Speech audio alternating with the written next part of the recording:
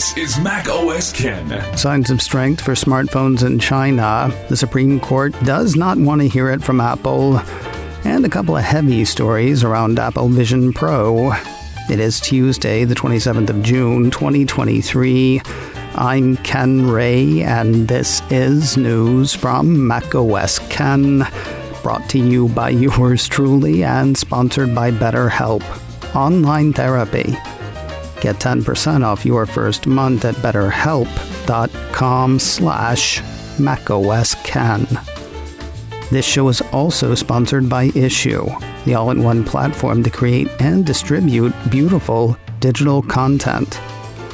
If the flat PDFs you're putting out are leaving you feeling flat, Issue can help. Newsletters, magazines, catalogs.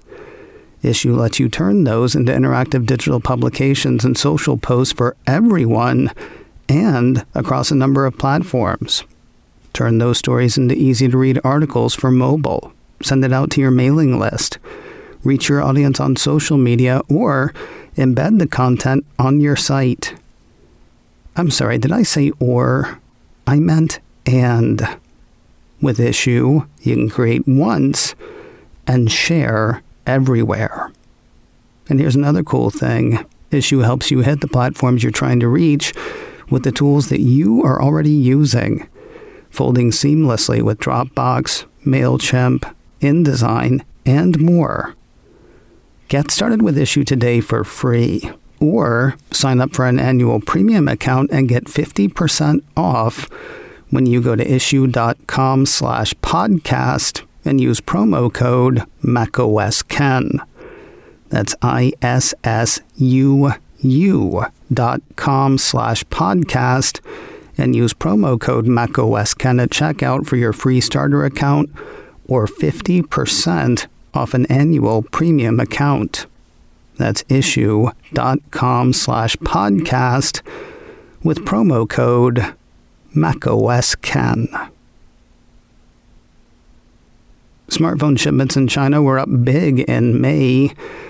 Bloomberg's had a peek at the latest numbers from the China Academy of Information and Communications Technology, or CAICT. Lots at play in the story, some of it kind of annoying.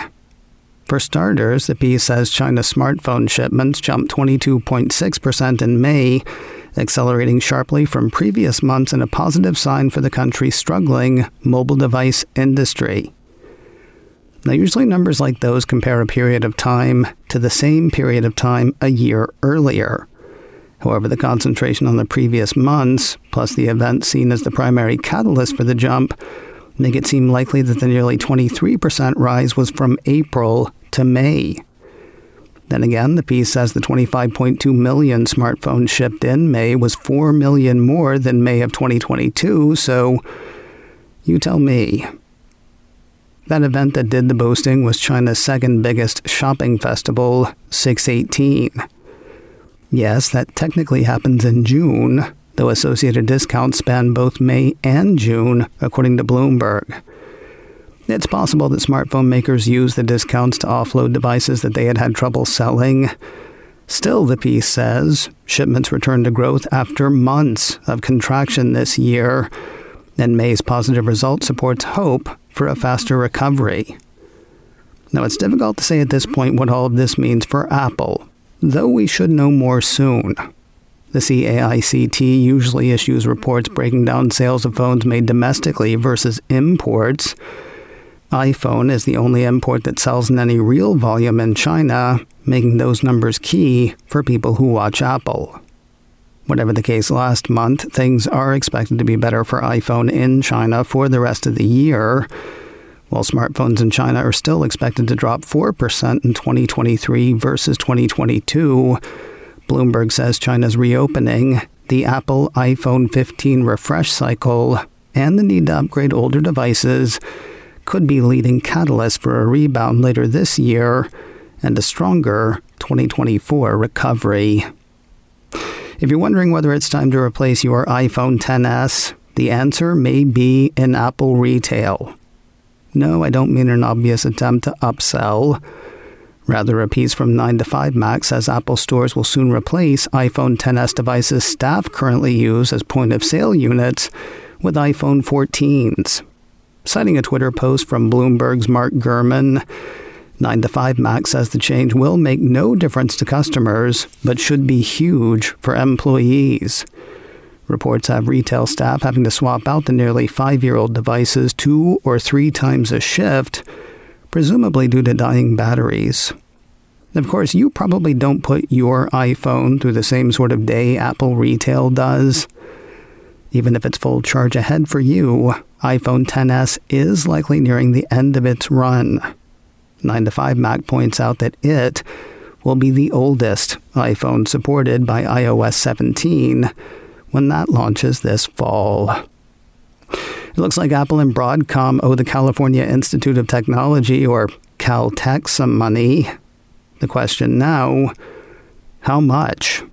The Wall Street Journal says the U.S. Supreme Court declined to hear an appeal from the tech titans. According to the Journal, that action, or lack thereof, sets the stage for a damages-only jury trial to determine how much Apple and Broadcom should pay for infringing Caltech patents related to wireless technology. This suit goes back to 2016, though it's been through a few proceedings along the way. In 2020, a jury in LA decided that Apple and Broadcom infringed patents held by Caltech and should pay a combined $1.1 billion in damages. In early 2022, the U.S. Court of Appeals for the Federal Circuit agreed with the patent infringement ruling, though it ordered a new trial on damages. Having had the appeal rebuffed by the Supreme Court, that new damages trial should be next, barring some sort of settlement. One wonders whether time will add to or subtract from the $1.1 billion initially awarded. In its 2016 suit, Caltech pointed out that millions of iPhones, iPads, and other Apple devices using Broadcom Wi-Fi chips infringe the school's patents. That number has only gone up since 2016. No word in the piece on when the damages trial might occur. Apple's launched back-to-school promotions for the rest of North America. The annual promo went live earlier this month here in the U.S. Now a piece from Mac Rumors says similar promos are up and running in Canada and Mexico. North of the U.S.-Canadian border, eligible buyers can get a gift card for $200 with the purchase of a new MacBook Air, MacBook Pro, or iMac. A gift card for $150 can be theirs with the purchase of a new iPad Pro, iPad Air, or Mac Mini. South of the border, down Mexico way, buyers can get a pair of third-generation AirPods with the purchase of a new MacBook Air, MacBook Pro, or iMac, a pair of second-generation AirPods with the purchase of a Mac Mini, or a second-generation Apple Pencil with the purchase of a new iPad Air or iPad Pro. Mac Rumors expects Apple to launch similar promos in the UK and Europe in the coming weeks. More news in a moment, but first a word from today's sponsor, BetterHelp, online therapy. Therapy cannot fix everything. That's not therapy's job, and it's not the therapist's job either. The job of therapy and the therapist is to help you. Sometimes it's to help you address and deal with certain issues. Other times it's just to help you check your head. You don't go to a therapist and say, fix it. You go to a therapist for help. If you're considering that, consider BetterHelp. I like that BetterHelp is entirely online. You meet on the phone, your iPad, on your computer. You don't have to go anywhere. Just fill out a questionnaire and BetterHelp goes to work finding a licensed therapist for you. And if they end up not being a good match, switching therapists is easy and doesn't cost anything extra. If you feel like you could be doing better, you can get there. Let therapy be your map with BetterHelp. Visit betterhelp.com/MacOSKen today to get 10% off your first month. That's BetterHelp, HELP.com/MacOSKen. BetterHelp.com/MacOSKen. The first bit of experiential bad news about Apple Vision Pro comes with rumor of a needless money grab. The site Upload VR has Bloomberg's Mark Gurman indicating that Apple's mixed reality headset is too heavy for extended use. That's not Gurman's take. It's what he says he's heard from many Vision Pro testers, the number of which is said to have grown since the device was announced at the beginning of the month. According to some of the select few, the device is too heavy after multiple hours of continuous use. Even after its short demo, Upload VR noted the weight being potentially straining, though the site points out that such a front-heavy feeling is also a problem with many other existing headsets. If only Apple had some sort of strap to go over the head, maybe help distribute that weight. Yeah, welcome to the money grab. In one shot of Apple's Vision Pro introduction video, Upload VR says a side-to-side top strap is visible. In fact, they say they had one of those in their initial demo. But Gurman says Apple is considering making that strap a sold separately thing. So buyers would be paying money on top of the $3,500 for the device for a strap to go on top of the $3,500 device. I find that kind of difficult to believe. Or I did, until a separate piece on the issue from Engadget likened the possible move to the Cupertino company's decision to sell the Pro Display XDR's stand as a separate $999 purchase. Gurman's not always right, and he says this thing is something that Apple is considering. I hope he's wrong, and if he's not, I hope this is a thing that Apple stops considering. And finally today, false calls to emergency services aren't just a problem for the Apple ecosystem.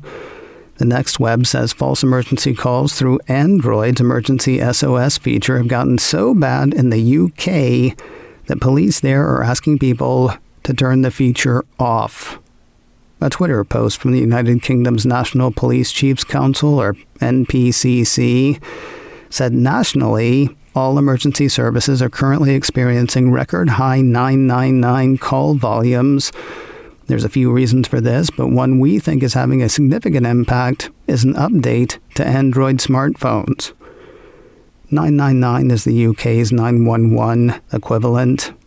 According to the NPCC, according to the Next Web, Android's emergency SOS feature prompts the device to call 999 when the power button is pressed 5 times or more, which it seems can easily happen accidentally in one's pocket or bag. What emergency services end up with are silent calls, and lots of them. One police department speaking with the BBC said they received 169 silent calls between midnight Saturday night and 7 p.m. Sunday. That's 169 silent calls in 19 hours.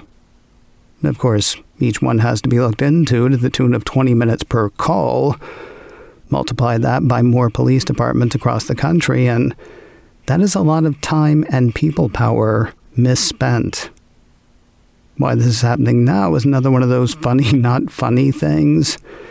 The Next Web says Android's emergency SOS feature was actually introduced in 2021, but the piece says due to the overall fragmented way that Android device makers roll out updates, the function is only now reaching enough users to become a national issue. 2 years later. For its part, Google says this is not a Google problem. They tell the BBC that it's on the companies that make the phones to issue a fix. They join the NPCC in urging people to disable the feature until such fixes are issued. And, just like with crash detection on Apple's side, the report says the NPCC is also asking citizens to stay on the line and let call operators know that they have dialed 999 by accident and don't require any assistance. macOS Ken, brought to you by me and sponsored by Issue.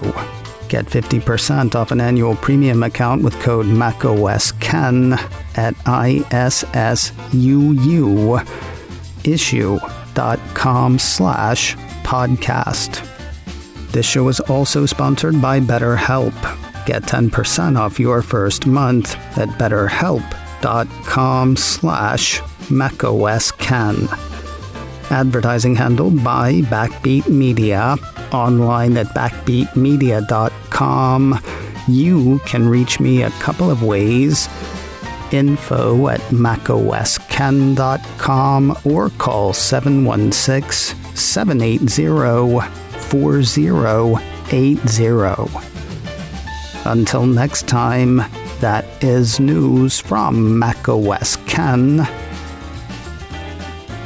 I'm Ken Ray.